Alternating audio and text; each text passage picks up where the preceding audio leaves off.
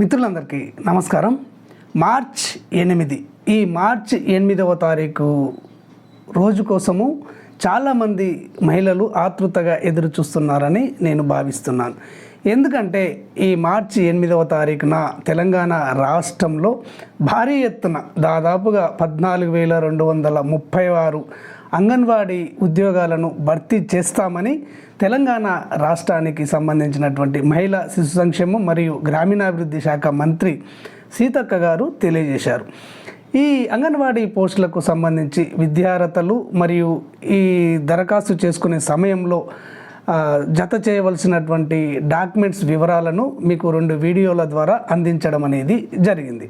అయితే ఈరోజు ఈ వీడియో ద్వారా అంగన్వాడీ పోస్టులకు మీరు దరఖాస్తు చేసుకున్నారు. అయితే చేసుకున్నటువంటి వారిని ఏ విధంగా సెలెక్షన్ చేస్తారు, ఎవరికి ఫస్ట్ ప్రయారిటీ ఇస్తారు, అంటే ఎవరికి ప్రథమ ప్రాధాన్యతను ఇచ్చి ఈ పోస్టులకు సెలెక్ట్ చేస్తారు అన్న విషయాన్ని ఈరోజు మీకు పూర్తిగా మీకు అర్థమయ్యే విధంగా వివరించడం అనేది జరుగుతుంది. ముందుగా కొద్ది ప్రాథమికమైనటువంటి సమాచారాన్ని మీకు ఇస్తాను. తెలంగాణ రాష్ట్రంలో ఈ 14,236 అంగన్వాడీ పోస్టులలో ఇక్కడ 7,837 ఆయా పోస్టులు ఉన్నాయి. తర్వాత 6,399 అంగన్వాడీ టీచర్ పోస్టులు ఉన్నాయి. మొత్తం కలిపి 14,239 పోస్టులను భర్తీ చేయడం అనేది జరుగుతుంది అని సంబంధిత మంత్రి గారు తెలియజేయడం అనేది జరుగుతుంది. అయితే ఈ పోస్టులను ఏ విధంగా భర్తీ చేస్తారు అంటే జిల్లాల వారీగా భర్తీ చేయడం అనేది జరుగుతుంది. ఏ జిల్లాల్లో ఖాళీలు ఉంటే ఆ ఖాళీలను భర్తీ చేసే అధికారము ఆ కలెక్టర్కు ఇవ్వబడుతుంది. ఆ జిల్లా కలెక్టర్ గారు నోటిఫికేషన్ను ఇష్యూ చేయడం అనేది జరుగుతుంది. మనకు తెలంగాణ రాష్ట్రంలో 33 జిల్లాలు ఉన్నాయి. ఈ 33 జిల్లాల నుంచి మార్చి 8వ తారీఖున అన్ని జిల్లాల నుంచి నోటిఫికేషన్ వస్తుందా, ప్రభుత్వం మాట నిలబెట్టుకుంటుందా, లేకపోతే మాట దాటవేసి ఈ పోస్టులను భర్తీ చేయకుండా ఉంటుందా అనేది పక్కన పెడదాం. నేను మాత్రము భర్తీ చేస్తారని అనుకుంటున్నాను. కాబట్టే ఈ అంగన్వాడీ ఉద్యోగాలకు సంబంధించినటువంటి సమాచారాన్ని, పూర్తి సమాచారాన్ని మీకు అందిస్తున్నాను. అయితే ఇప్పుడు మీకు తెలియజేసినట్టుగా ఎవరికి ప్రథమ ప్రాధాన్యతను ఇచ్చి ఈ పోస్టులకు సెలెక్ట్ చేస్తారు అంటే ఇందులో మనకు 7 రకాల క్రైటీరియాలను ఏర్పరచడం అనేది జరిగింది. ఈ 7 రకాల క్రైటీరియాలు ఏంటి అంటే ముందుగా ఇక్కడ సంబంధిత క్వాలిఫికేషన్. అయితే సంబంధిత క్వాలిఫికేషన్లో కూడా ఇప్పటి వరకు ఒక క్లారిటీ అనేది లేదు. ఇక్కడ కేంద్ర ప్రభుత్వం లేటెస్ట్గా తీసుకువచ్చినటువంటి పోషణ్ అభియాన్ 2.0 ప్రకారము ఈ అంగన్వాడీ పోస్టులను భర్తీ చేసినట్లయితే ఇంటర్మీడియట్ క్వాలిఫికేషన్ను ప్రామాణికంగా తీసుకోవడం అనేది జరుగుతుంది. అంగన్వాడీ టీచర్ పోస్టులకైనా అంగన్వాడీ ఆయా పోస్టులకైనా కానీ ఇంటర్ క్వాలిఫికేషన్ను ప్రామాణికంగా తీసుకోవడం అనేది జరుగుతుంది. ఇంటర్ పాస్ అయినటువంటి వారు మాత్రమే దరఖాస్తు చేసుకోవలసి ఉంటుంది. లేదా ఇక్కడ ఈ పోషణ్ అభియాన్ 2.0ను పక్కన పెట్టేసి పాత క్రైటీరియా ప్రకారమే, పాత మార్గదర్శకాల ప్రకారమే ఇక్కడ ఈ పోస్టులను భర్తీ చేసినట్లయితే అంగన్వాడీ టీచర్ పోస్టులకు 10th క్వాలిఫికేషన్ను తీసుకోవడం అనేది జరుగుతుంది. అంగన్వాడీ ఆయా పోస్టులకు 7th క్వాలిఫికేషన్ను తీసుకోవడం అనేది జరుగుతుంది. ఇది మీరు గుర్తుపెట్టుకోండి. అయితే ఈ సెలక్షన్ ప్రాసెస్లో ఇక్కడ మనకు క్వాలిఫికేషన్కు 50 మార్క్స్ కేటాయించడం అనేది జరిగింది. 50 మార్కులను కేటాయించడం అనేది జరిగింది. అంటే ఉదాహరణకు ఇంటర్మీడియట్ క్వాలిఫికేషన్ను ప్రామాణికంగా తీసుకున్నారు అనుకోండి.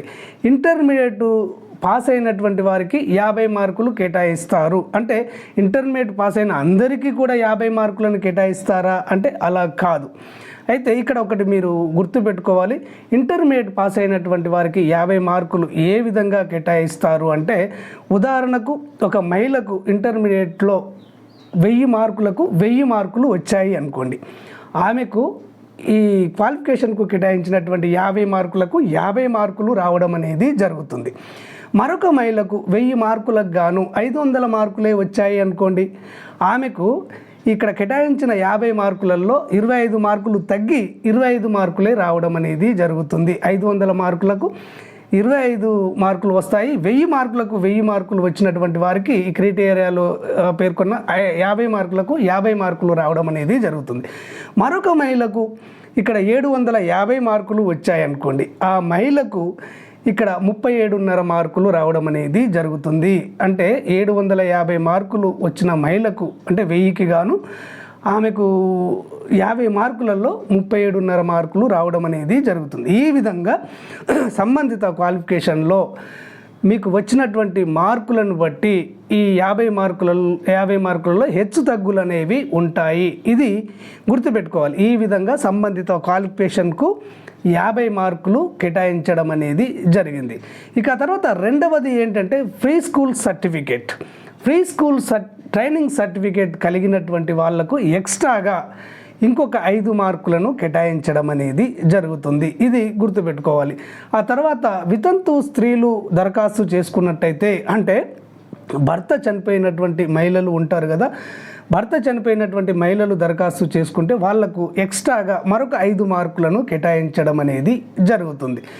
ఇక తర్వాత మనకు ఇక్కడ 4వది ఏంటి అంటే ఇక్కడ వితంతు మహిళలు అంటే చిన్న పిల్లలు ఉన్నటువంటి వితంతు మహిళలు ఉంటారు కదా, 14 సంవత్సరాల లోపు చిన్న పిల్లలు ఉండి భర్త చనిపోయినటువంటి మహిళలు ఉన్నట్టయితే దరఖాస్తు చేసుకున్నట్టయితే వారికి మరొక ఎక్స్ట్రాగా 5 మార్కులను కేటాయించడం అనేది జరుగుతుంది. వితంతు కేటగిరీలో 5 మార్కులు ఎక్స్ట్రాగా కేటాయిస్తారు. చిన్న పిల్లలు ఉన్నటువంటి వితంతువులకు మరొక 5 మార్కులను కేటాయించడం అనేది జరుగుతుంది. ఇక తర్వాత అనాథ అభ్యర్థులు ఎవరైనా దరఖాస్తు చేసుకున్నట్టయితే వాళ్లకు 10 మార్కులు ఎక్స్ట్రాగా కేటాయించడం అనేది జరుగుతుంది. అనాథలు అని ఏ విధంగా డిక్లేర్ చేస్తారు అంటే ఇక్కడ గవర్నమెంట్ గుర్తింపు పొందినటువంటి అనాథ ఆశ్రమాల్లో బాల సదన్లు ఉంటాయి కదా, ఆ బాల సదన్లలో చదువుకొని పెరిగి పెద్ద అయ్యి తల్లిదండ్రులు లేనటువంటి వాళ్ళు ఈ పోస్టులకు దరఖాస్తు చేసుకున్నట్లయితే వారికి ఎక్స్ట్రాగా 10 మార్కులను కేటాయించడం అనేది జరుగుతుంది. ఇది కూడా మీరు గుర్తుపెట్టుకోవాలి. ఇక తర్వాత వికలాంగులు ఎవరైతే దరఖాస్తు చేసుకుంటారో వారికి ఎక్స్ట్రాగా ఇంకొక 5 మార్కులను కేటాయించడం అనేది జరుగుతుంది. వికలాంగ అభ్యర్థులకు నేను ఇచ్చే సూచన ఏంటి అంటే ఈ పోస్టులకు సంబంధించి టోటల్ బ్లైండ్ వాళ్ళు కానివ్వండి, టోటల్ డెఫ్ అండ్ డమ్ కానివ్వండి, టోటల్గా నడవలేనటువంటి వాళ్ళకు కానివ్వండి అవకాశం అనేది ఉండదు. ఇక్కడ శారీరక వైకల్యం కలిగినటువంటి వారు ఎవరైతే ఉంటారో బెంచ్ మార్క్ డిజబిలిటీకి అంటే బెంచ్ మార్క్ అంటే 40% డిజబిలిటీ నుంచి 60% డిజబిలిటీ కలిగి గవర్నమెంట్ నిర్దేశించినటువంటి అంటే ఈ అంగన్వాడీ ఉద్యోగాలకు సంబంధించిన విధులు నిర్వర్తించగలిగే వైకల్యం ఉన్నటువంటి వికలాంగులకు మాత్రమే అవకాశం ఇవ్వడం అనేది జరుగుతుంది. ఈ విధంగా వైకల్యం ఉన్నటువంటి వాళ్లకు 5 మార్కులు ఎక్స్ట్రాగా కేటాయించడం అనేది జరుగుతుంది. ఇక్కడ ఈ 6 కేటగిరీలకు ఈ మార్కులు కేటాయించిన తర్వాత ఇక్కడ సెలక్షన్ కమిటీ ఒకటి ఉంటుంది. కలెక్టర్ దానికి చైర్మన్గా ఉంటారు. ఈ కలెక్టర్ గారు ఇంటర్వ్యూ చేసే సందర్భంలో ఆ ఇంటర్వ్యూకు ఇక్కడ 20 మార్కులను కేటాయించడం అనేది జరుగుతుంది. ఈ విధంగా 100 మార్కులకు గాను సెలక్షన్ క్రైటీరియాను ఏర్పరచడం అనేది జరుగుతుంది. కలెక్టర్ గారు ఇంటర్వ్యూ చేసిన తర్వాత 20కి 20 కేటాయిస్తారా అంటే ఇక్కడ కలెక్టర్ గారు సంతృప్తిని బట్టి ఉంటుంది. ఒక మహిళను ఇంటర్వ్యూ చేసినట్లయితే ఆ మహిళ పూర్తి స్థాయిలో కలెక్టర్ గారు అడిగిన విషయాలన్నిటికీ కూడా టకీమని సమాధానం చెప్పి కలెక్టర్ గారిని సాటిస్ఫై చేసినట్లయితే కలెక్టర్ గారు ఆమెకు 20 మార్కులు ఇవ్వచ్చు, 15 మార్కులు ఇవ్వచ్చు, 10 మార్కులు ఇవ్వచ్చు, 5 మార్కులు ఇవ్వచ్చు. ఇక్కడ ఓరల్ ఇంటర్వ్యూకు కేటాయించినటువంటి 20 మార్కులలో ఎన్ని మార్కులు కేటాయిస్తారనేది కలెక్టర్ గారి నిర్ణయం పైన ఆధారపడి ఉంటుంది. ఈ విధంగా ఇక్కడ సెలక్షన్ క్రైటీరియా అనేది ఉంటుంది.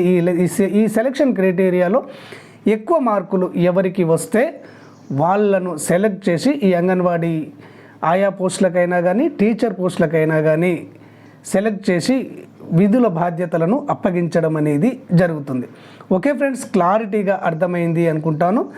ఈ అంగన్వాడీ పోస్టులకు సంబంధించి 8వ తారీఖున వచ్చే నోటిఫికేషన్లు ఏ జిల్లా నుంచి నోటిఫికేషన్ వచ్చినా కానీ అన్ని జిల్లాల నుంచి నోటిఫికేషన్లు వచ్చినా కానీ ఎంత రిస్క్ అయినా తీసుకొని మీ జిల్లాకు సంబంధించినటువంటి అంగన్వాడీ నోటిఫికేషన్ పూర్తి వివరాలను అంతర్నేత్ర ఛానల్ మీకు వెంటనే తెలియజేస్తుంది.